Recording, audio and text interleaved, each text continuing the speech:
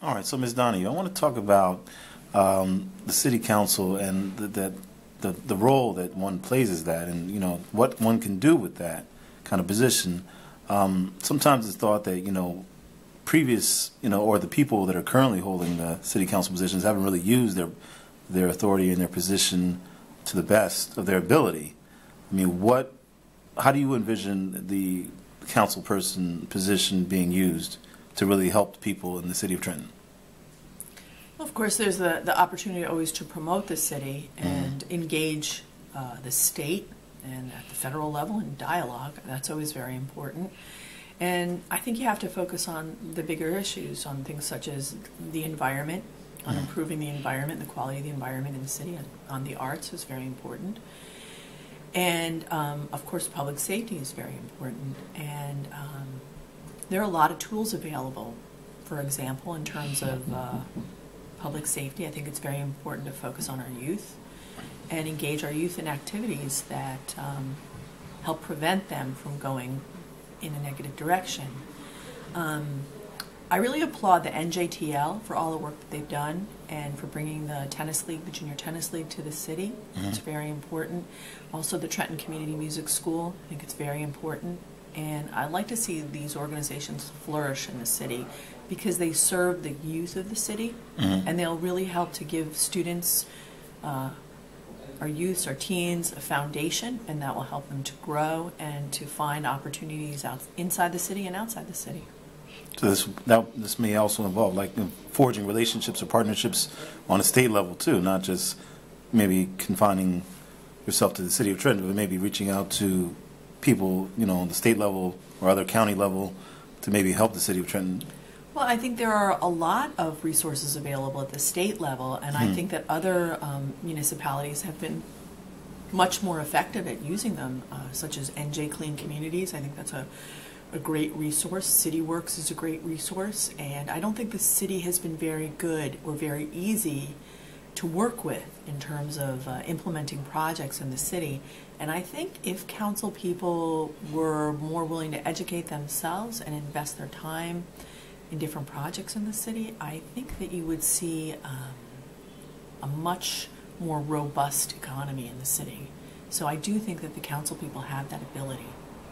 And lastly, regarding transparency and having a sense of strong, sound government, and in light of the whole corruption surrounding Tony Mack, how would you as a council person try to promote transparency and sound government as a council person?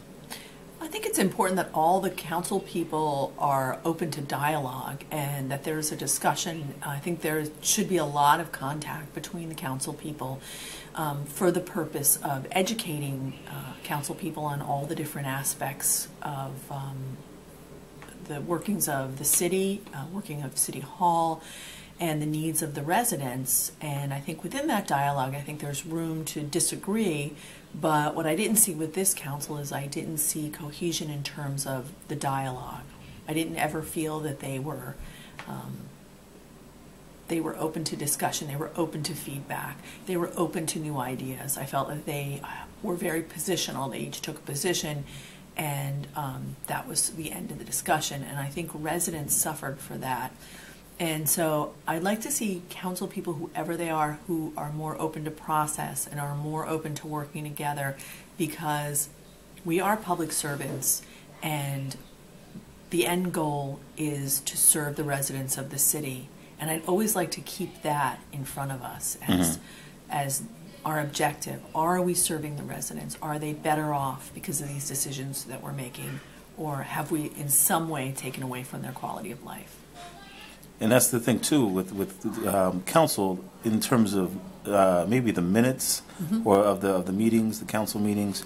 Maybe I don't know if they're actually currently available online, or available in different ways. Because sometimes I find myself as a citizen, I don't even know what's going on with what the council is talking about as far as. So, do you think there's ways in which to communicate with the public more so they can get more engaged in the process, because the council represents the people?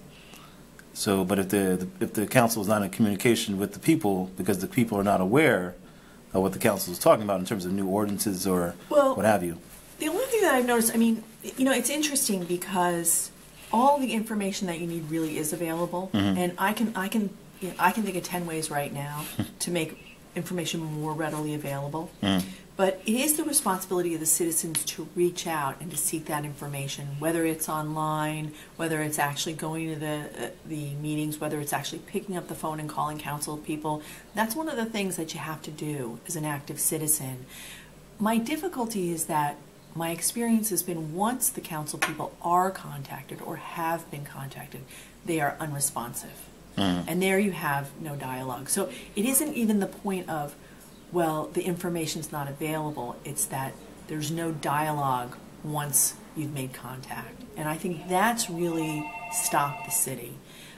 That's been happening with ordinances that get tabled. For example, the landlord ordinance, which would seek to make landlords responsible if there were felony charges against their tenants.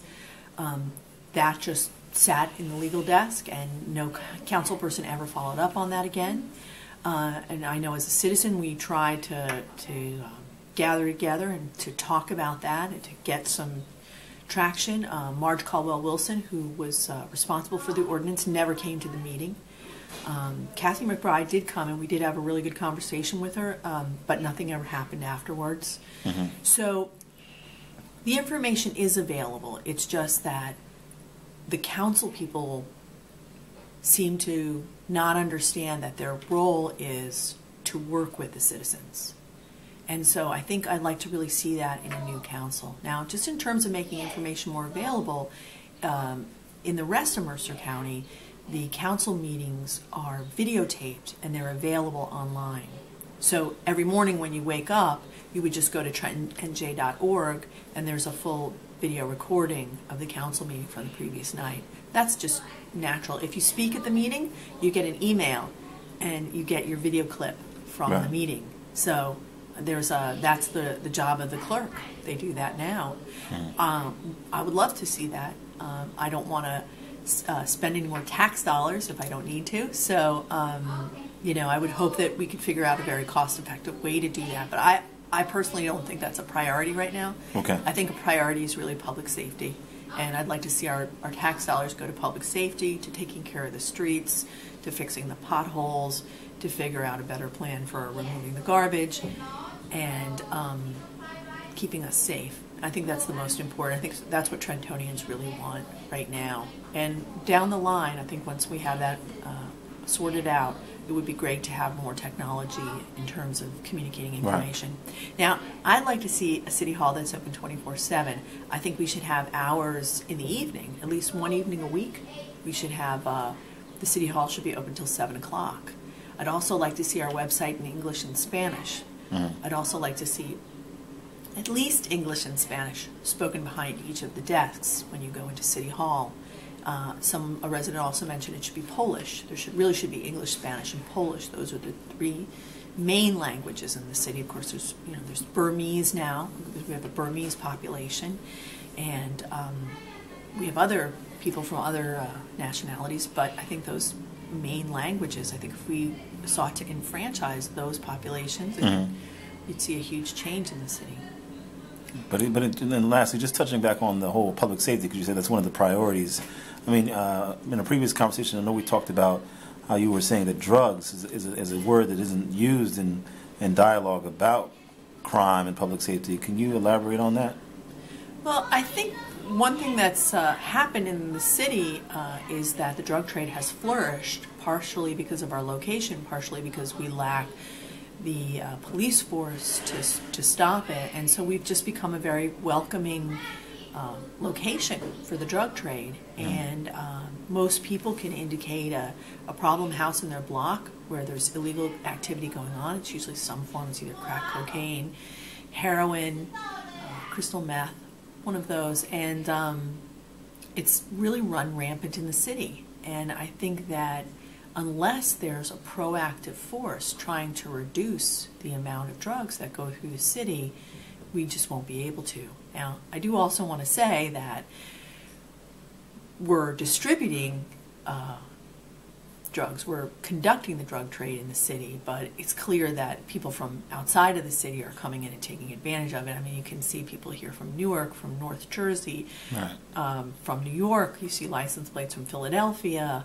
So I'm not even saying that it's our city. I'm just saying it's the fact that it's going through our city right now. So unfortunately what's happened is we've been put on the front lines of the drug trade. As unfortunate as it is, and as citizens we have to stand up and do what we can to stop it, because it's taking away from our quality of life. Okay. All right, well, Ms. Donahue, I want to thank you for your time. Thank you.